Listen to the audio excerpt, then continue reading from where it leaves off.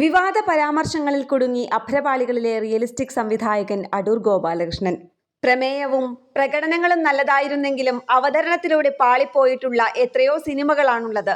അത്തരത്തിലൊരു പിഴവാണ് അഭ്രപാളിയിൽ നൂറുമേനി കൊയ്തിട്ടുള്ള അടൂർ ഗോപാലകൃഷ്ണന് മൈക്കിനു മുന്നിൽ സംഭവിച്ചതെന്ന് അദ്ദേഹത്തിന്റെ വിശദീകരണത്തിൽ നിന്ന് മനസ്സിലാക്കാം.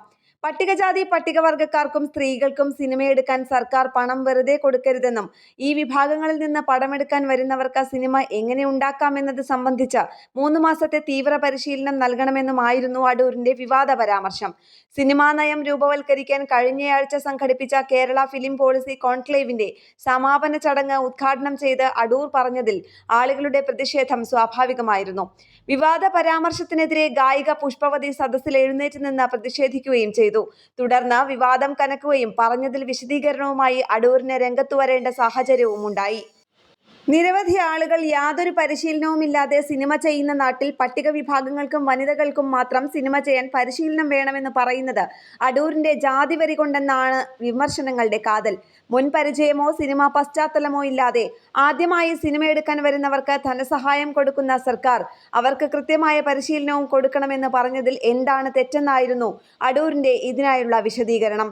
സ്ത്രീകളുടെയും പിന്നോക്ക വിഭാഗങ്ങളുടെയും ഉന്നമനത്തിനു വേണ്ടിയാണ് അക്കാര്യം പറഞ്ഞതെന്ന് വിശദീകരിക്കുമ്പോഴും ആളുകൾക്കുണ്ടായ തെറ്റിദ്ധാരണ നീക്കാൻ അടൂരിന് കഴിയാതെ പോയി.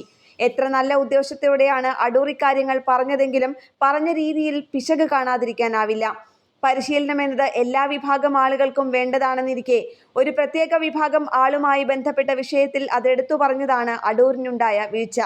സാംസ്കാരിക നായകന്മാരും മന്ത്രിമാരും ഉൾപ്പെടെ ഒട്ടേറെ പേർ അടൂരിനെതിരെ പ്രതിഷേധവുമായി രംഗത്തെത്തി.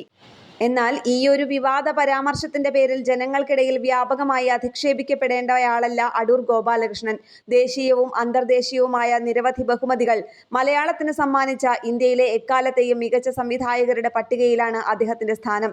സ്വയംവരം, കൊടിയേറ്റം, എലിപ്പത്തായം, മതിലുകൾ, വിധേയൻ തുടങ്ങിയ അദ്ദേഹത്തിന്റെ സിനിമകൾ മറന്നുകൊണ്ടൊരു വിചാരണ അത് നീതികേടാകും. എലിപ്പത്തായം എന്ന സിനിമയിലൂടെ ഫ്യൂഡൽ അവശിഷ്ടങ്ങളുടെ അധപ്പതനത്തെ ഗംഭീരമായി ചിത്രീകരിച്ച അടൂരിനെ കുറിച്ച് ഫ്യൂഡൽ ചിന്താഗതിക്കാരനെന്ന തലക്കെട്ടെഴുതാൻ ഒരൊറ്റ വിവാദ പരാമർശമേ വേണ്ടി വന്നുള്ളൂ. മലയാളി സമൂഹത്തിൽ എന്തു പരാമർശമുണ്ടായാലും വർദ്ധിച്ചുവരുന്ന വർണ്ണ അവർണ്ണ വേർതിരിവിന് മറ്റൊരു ഉദാഹരണമായി ഈ സംഭവവും മാറി. ഇതാണ് ഇന്നത്തെ കേരള പ്രണാമം എഡിറ്റോറിയൽ ചർച്ച ചെയ്യുന്നത്.